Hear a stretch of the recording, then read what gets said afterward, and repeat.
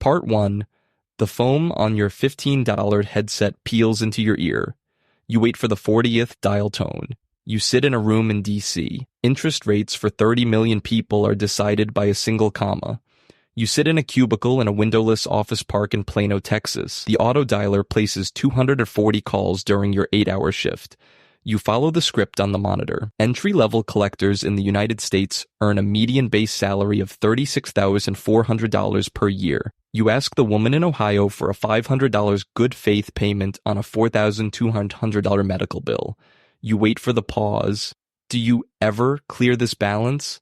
You offer a 10% settlement if she pays by Friday.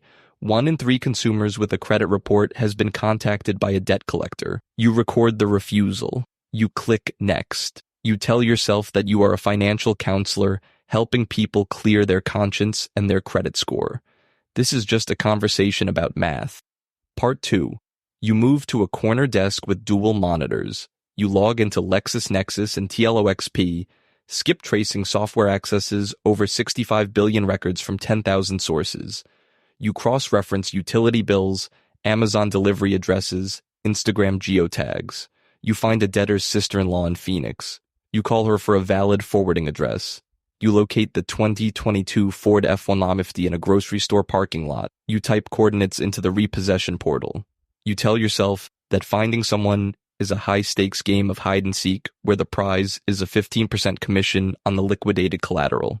Part 3. You walk the perimeter of the call floor. You monitor 15 live calls simultaneously. You see a green light turn red on the dashboard. When an agent exceeds the 3-minute limit, you stand behind a 19-year-old and point to the assumptive close line on his screen. Collection floor supervisors oversee teams that handle between $2 million and $5 million in placed debt. You check the daily recovery total against the agency's $200,000 monthly quota. You authorize a $50 Starbucks gift card for the top performer. You tell yourself that managing people is simply managing the friction between the script and the human voice. Part 4. You sit in a glass office above the call floor. You watch 40 agents through the window. You see mouths moving but hear nothing. Call center turnover in the debt collection industry averages 75% to 100% per year. You terminate an agent for missing the talk-to-payment ratio. You approve a $5,000 bonus for the top pod. You sign a lease for a larger floor in a cheaper zip code. The names on the seats change. The quota does not. You tell yourself that people are not the asset. The system is the asset. People are just the current version of the software. Part 5. You sit in a glass office. You bid on a $10 million spreadsheet of zombie debt. Credit card balances 3 years past due. You pay 4 cents on the dollar. Debt buyers purchased roughly $40 billion in face value debt for less than $2 billion in a single market cycle. You calculate that recovering 7% of the total balance will double your firm's investment. You tell yourself that you aren't buying people's mistakes, you're buying a statistical probability of cash flow. You bundle the lowest quality accounts. You sell them to a secondary agency for 1.5 cents. You watch the wire transfer clear. Part 6.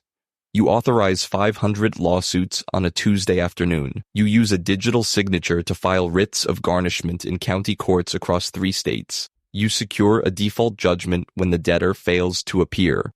Over 90% of debt collection lawsuits result in a default judgment in some jurisdictions. You send the court order to a payroll department. You receive 25% of a stranger's weekly paycheck until the balance, plus 12% interest, is zero. You refresh the court filing portal. Part 7. You buy the debt of a failing hospital chain. Hedge funds specializing in distressed debt target returns exceeding 20% by purchasing claims at a steep discount during bankruptcy proceedings. You negotiate with the board of directors in a private club in Manhattan. You restructure the senior secured notes. You sell the medical equipment. You sell the real estate separately. You collect the management fee. You wire $12 million to the limited partners. You delete the email thread. You wire the funds. Part 8. You sit in a committee room. You suggest a phrasing change to the bankruptcy code update.